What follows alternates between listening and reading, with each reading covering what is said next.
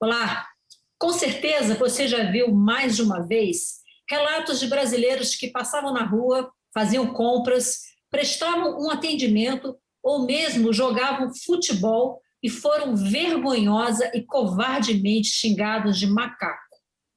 E já viu também que quando prestaram queixa, o caso foi registrado como injúria racial e não como racismo.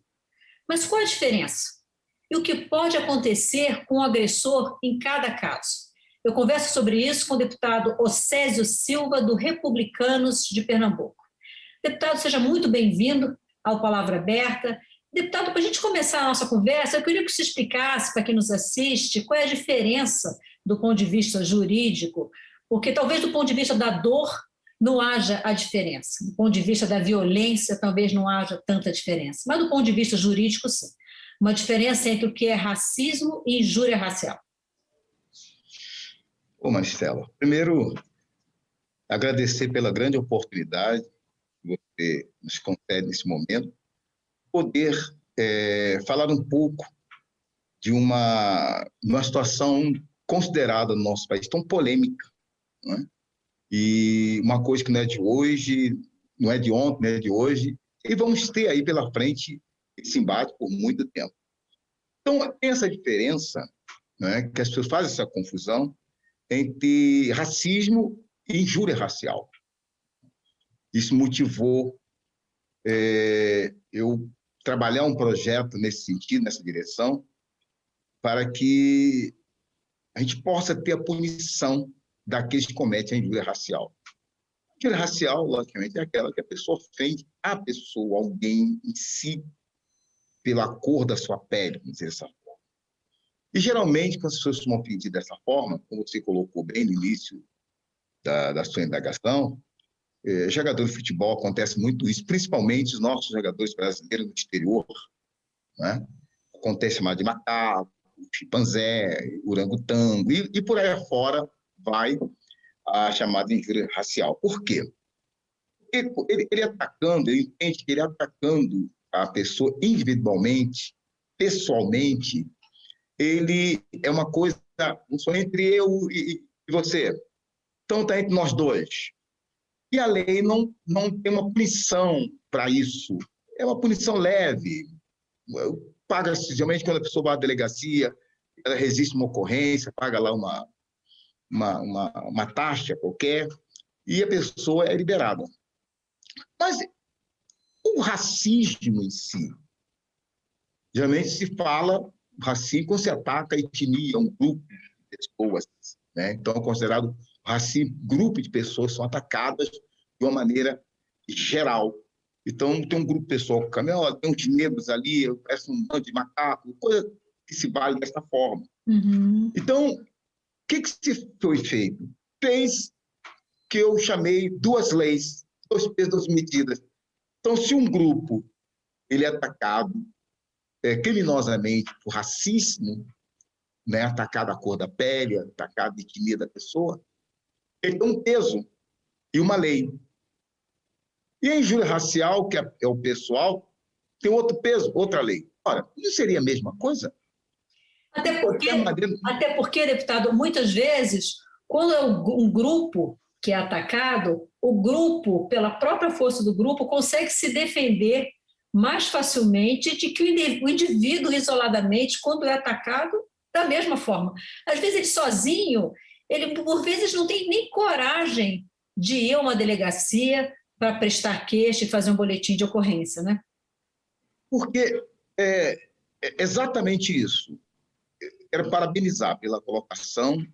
Exatamente isso. O cidadão só, ele se sente intimidado, chegar a uma delegacia e dizer, olha, eu fui atacado agora de maneira criminosa, de sofrer uma injúria racial.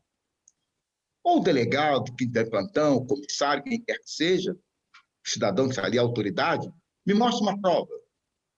Quem foi? Como foi? Ele não vai apresentar uma prova, porque geralmente a pessoa que ataca é uma pessoa covarde, ela foge do local.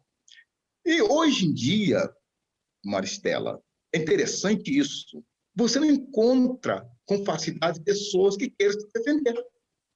Então, o indivíduo se sente totalmente desprotegido, até pela própria lei, que ele chega na delegacia e diz, olha, eu sofri agora um racismo, injúria racial, ou o delegado, quem quer que seja, assim, mas você tem prova disso? Quem foi que fez isso? Foi o fulano. Não, eu apenas, eu brinquei com ele, eu fiz isso, enfim. Morre na praia aquilo que poderia, naquele momento, ajudar aquela pessoa.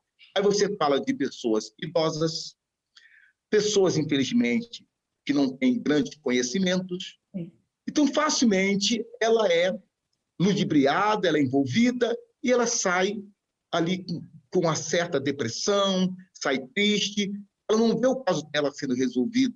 Nós não queremos que ninguém seja preso, punido, mas sim que seja respeitado o direito do cidadão. É isso que a gente está querendo. Deputado, o senhor apresentou então um projeto de lei para mudar essa configuração jurídica. Exatamente. Baseado nisto, a gente ouvindo sempre essas coisas, então nós temos um projeto de lei 141/2021, para que seja, então, modificado dentro do Estatuto, né, racial, que seja colocado como crime o racismo, injúria racial, desculpa, o injúria racial, até eu mesmo fiz confusão. A injúria racial seria colocado também como crime inapensável. Da mesma forma que o cidadão comete crime racial, se ele cometer a injúria racial, ele também será punido da mesma forma. Ele passa a ser inafiançável e imprescritível também, né, deputado? Exatamente, inafiançável e imprescritível, porque nós sabemos que a desvantagem nossa é muito grande. Sim. Então, uma coisa que eu faço, estou sempre fazendo queixa, sempre reclamando, que, infelizmente, não vi ninguém no Brasil que praticasse ou crime de injúria racial ou crime por racismo e fosse inafiançável. Não é. Então, acaba cometendo, diga de passagem, no meu estado, de Pernambuco, aconteceu um fato desse, foi crime racial flagrante. E não aconteceu nada, foi a delegacia, o cidadão pagou lá uma fiança e foi liberado. Era um crime que está escrito no Código e no Estatuto Racial.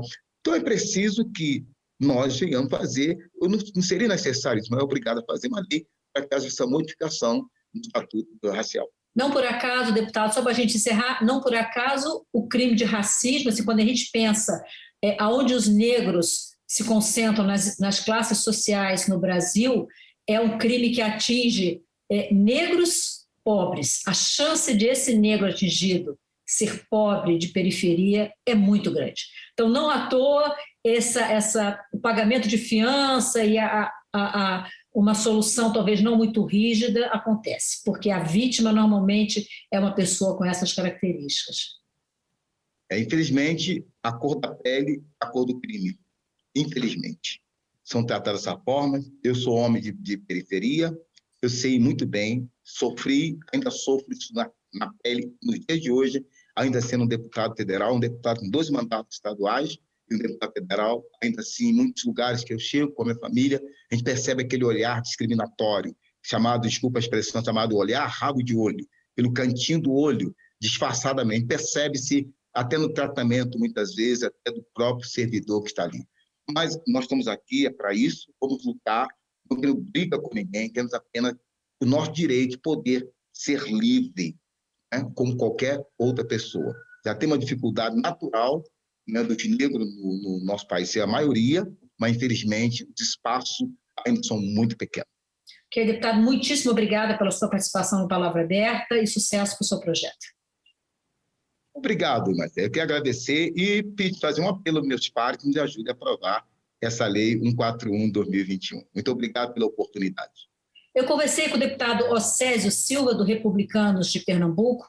Ele é autor de uma proposta que transforma o crime de injúria racial em crime imprescritível e inafiançável. Se você quiser acompanhar essa proposta, você pode ir na página da Câmara dos Deputados na internet, marcar lá em cima atividade legislativa, propostas legislativas, marca PL, de projeto de lei 141, ano 2021, cadastre o seu e-mail e você passa a ser notificado de toda a tramitação dessa proposta na Câmara dos Deputados. Eu sou Maristela Santana e a gente se vê em uma próxima edição do Palavra Aberta. Até lá!